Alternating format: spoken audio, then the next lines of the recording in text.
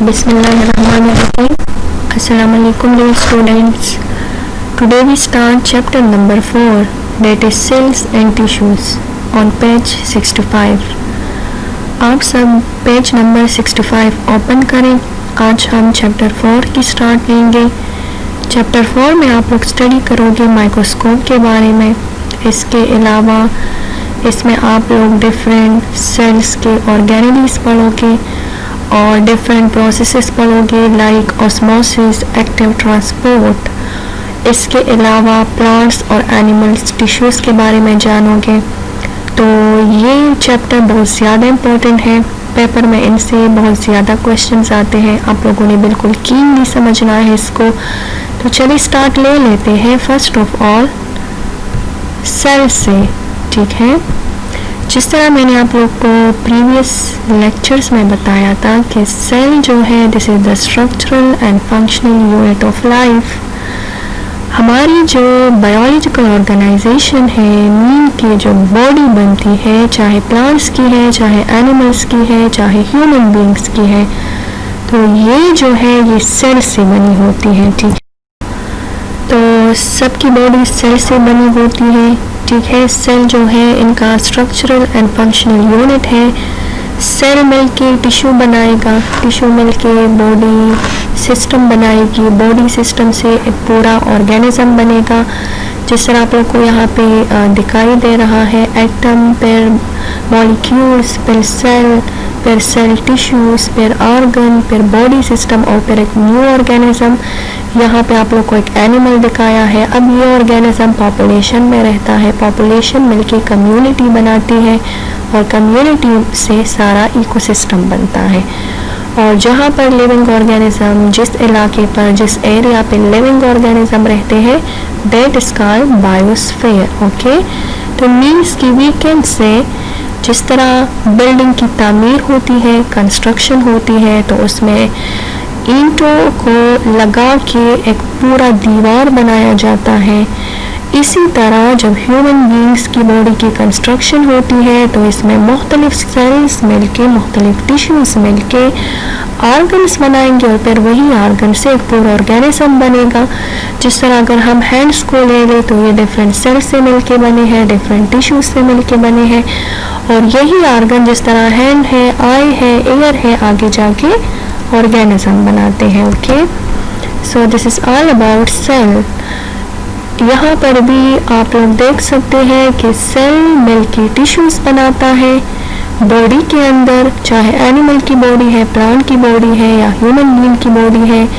Tissue से फिर organs बनेंगे, ऑर्गन से ऑर्गन सिस्टम बनेंगे और ऑर्गन सिस्टम से फिर एक पूरा ऑर्गेनिज्म बनेगा.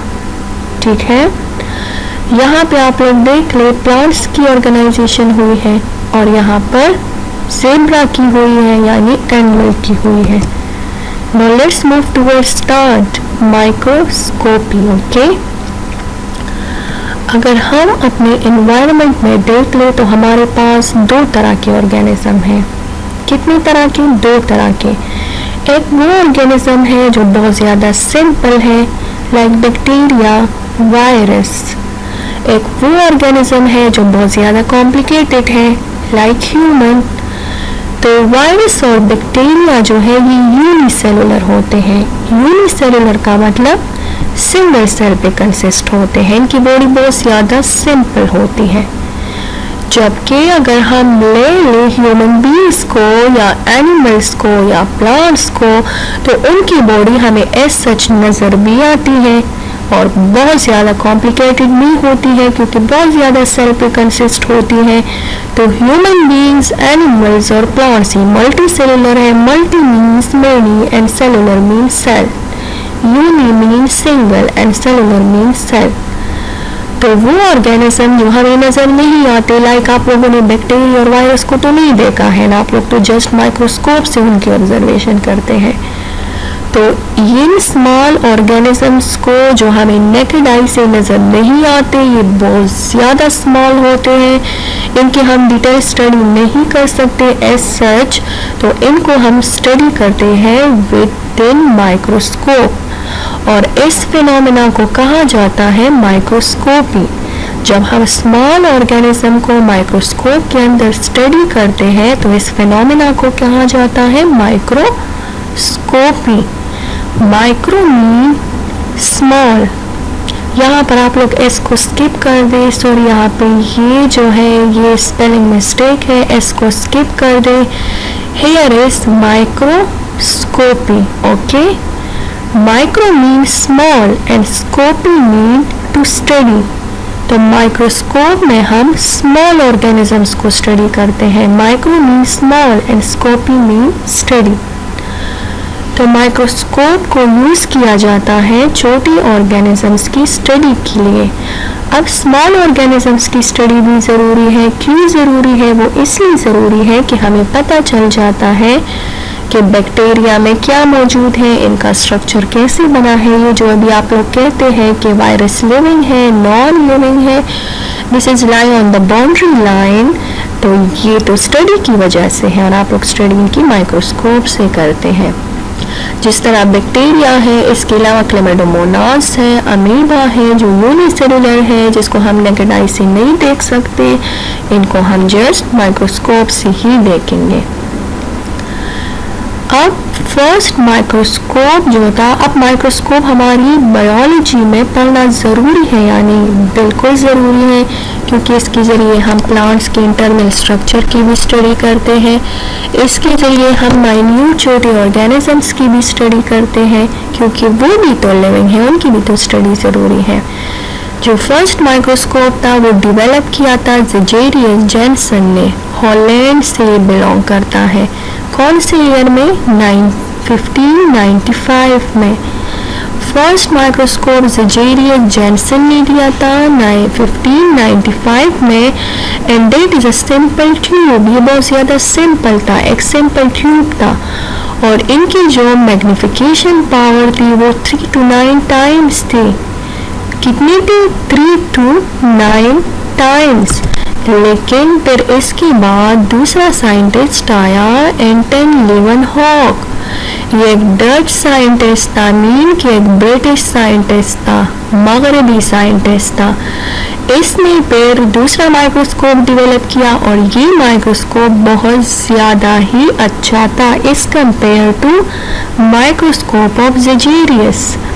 ज़ेजेरियस ने फर्स्ट माइक्रोस्कोप दिया था, वो इतना बेटर नहीं था। एंटन लीवनहॉक का माइक्रोस्कोप बहुत ज़्यादा बेटर था, क्योंकि इनकी जो मैग्निफिकेशन पावर थी वो 250 टाइम्स थी। यहाँ पे आप लोग के लिए एक्स यूज हुआ है, तो इसमें कंफ्यूज ना हो। एक्स आप लोगों के लिए ऑब्जेक्ट का ओरिजिनल साइज है, और ये ओरिजिनल साइज से 250 टाइम्स आप लोगों को वो चीज़ बड़ा करके दिखाएगा। सपोज आप लोगों की या बैक्टीरिया की बॉडी का साइज जो है वो 50 टाइम्स है, तो ये इनका एक्स साइज है। क्या साइज है? एक्स साइज, जिसको हम ओरिजिनल साइज भी कहते हैं। तो बैक्टीरिया अगर का साइज 50 है, तो ये इनको 250 टाइम्स बड़ा करके दिखाएगा माइक्रोस्कोप, तो जिसकी वजह से हम देख लेते हैं। He was first to observe bacteria and other small organisms in a drop of water. उसने फर्स्ट बैक्टीरिया को ऑब्जर्व किया था और वाटर की ड्रॉप में। आप लोग किसी भी गंदी जगह से एक वाटर का ड्रॉप ले लें, आप लोग को उसमें कुछ भी नज़र नहीं आएगा, नहीं आएगा ना, नेकेड आई से तो आप लोग को कुछ भी नज़र नहीं आएगा। लेकिन जब आप लोग इनको विद इन माइक्रोस्कोप देखते हैं तो उसमें थाउजेंड्स ऑफ जर्म्स होते हैं, ठीक है, थाउजेंड्स ऑफ जर्म्स। तो इन चीज़ों को हम जस्ट माइक्रोस्कोप से ही देखते हैं। लाइक फर्स्ट चैप्टर में मैंने आप लोग को बताया भी था कि माइक्रोस्कोप से हम इंटरनल एनाटॉमी भी करते हैं, इंटरनल स्ट्रक्चर की स्टडी भी करते हैं। माइक्रोस्कोप बहुत ज़्यादा ज़रूरी इक्विपमेंट है, बहुत ज़्यादा ज़रूरी इंस्ट्रूमेंट है, लेबॉर्ट्री में पड़े होते हैं और इनके ज़रिए हम ऑब्जर्वेशन करते हैं। Now this is the microscope of Anton Leeuwenhoek, ठीक है। यहाँ पर ये वाला जो है, ये जगह, इनको फोकस नॉब कहा जाता है। ये लेंस है, ठीक है, ये this is lens and this is simple holder. Lens जो है ये किसी भी स्पेसिमेन पे फोकस होता है, जिसकी वजह से आप लोग को वो चीज़ दिखाई देती है, और यहाँ पर आप लोग स्पेसिमेन को होल्ड कर सकते हैं, मीन पकड़ सकते हैं। और ये फोकस नॉब जो है, तो फोकस नॉब यूज होता है to move the objective lenses towards or away from the specimen.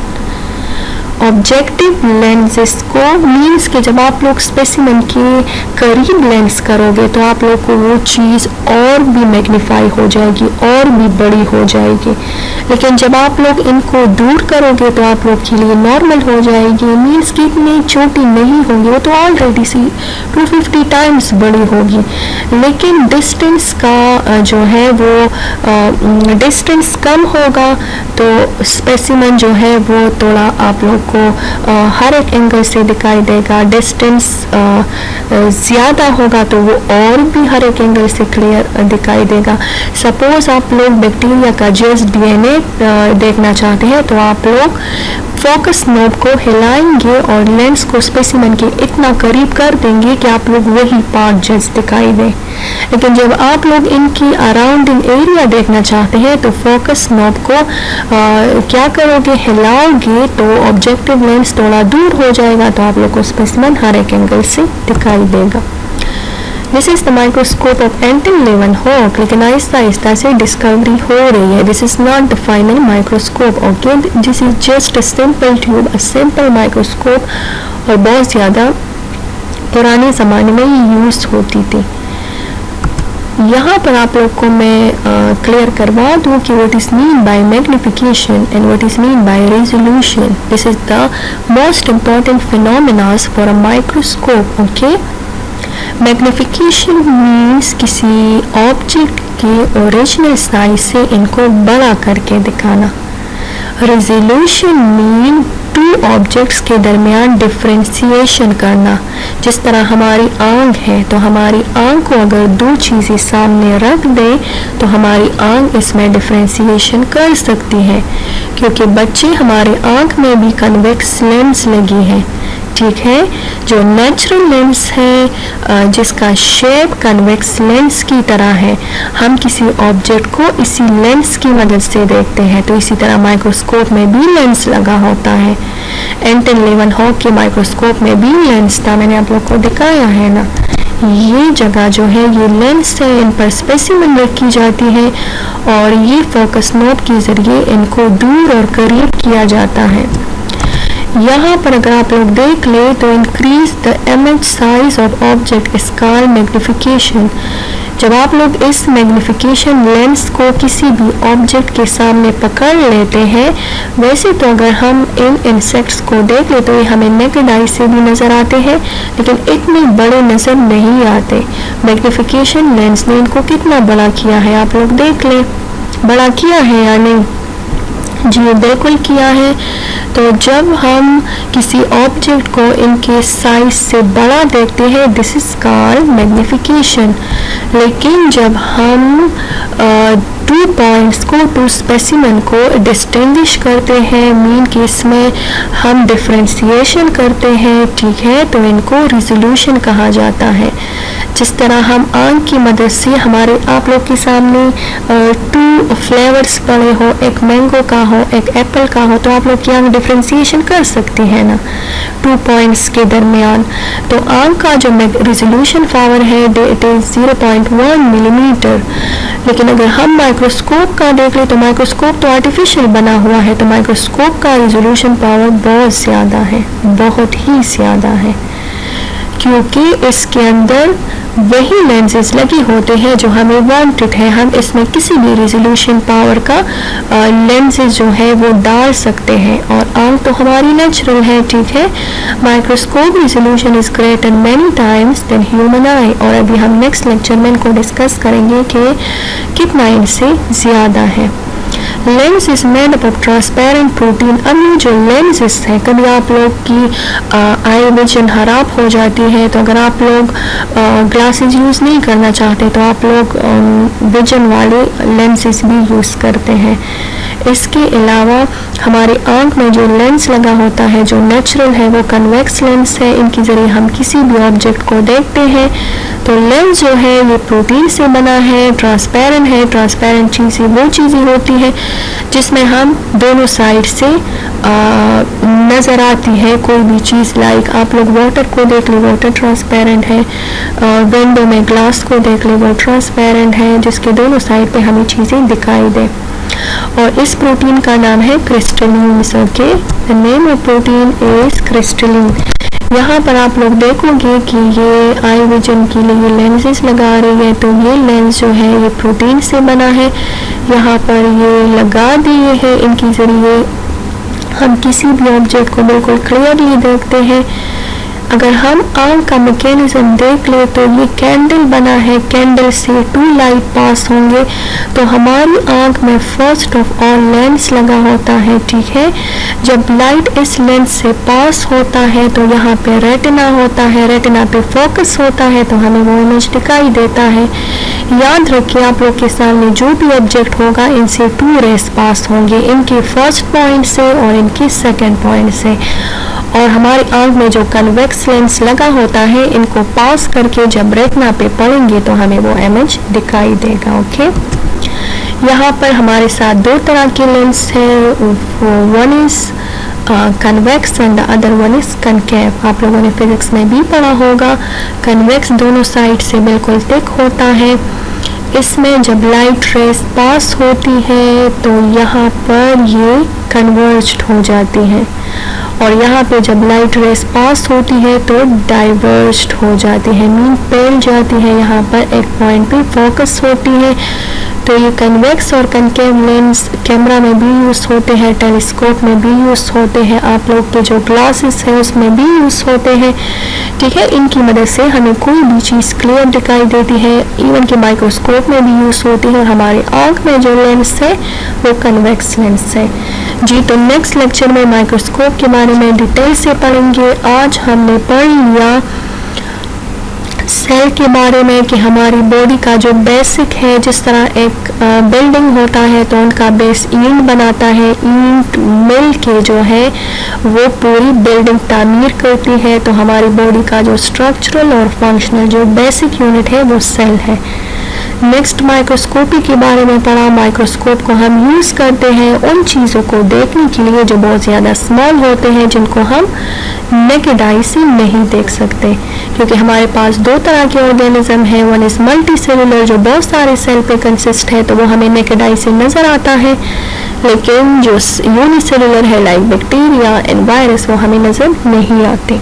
Okay, next हमने पढ़ लिया लेंसेज के बारे में, मैग्निफिकेशन, रिजोल्यूशन के बारे में। मैग्निफिकेशन का मतलब आप लोग जब किसी चीज़ को उनकी ओरिजिनल साइज से बड़ा देखते हैं, और रिजोल्यूशन जब आप लोग किसी भी 2 पॉइंट्स में डिस्टिंक्शन करते हैं, डिफ्रेंशिएशन करते हैं, डेट इज रिजोल्यूशन।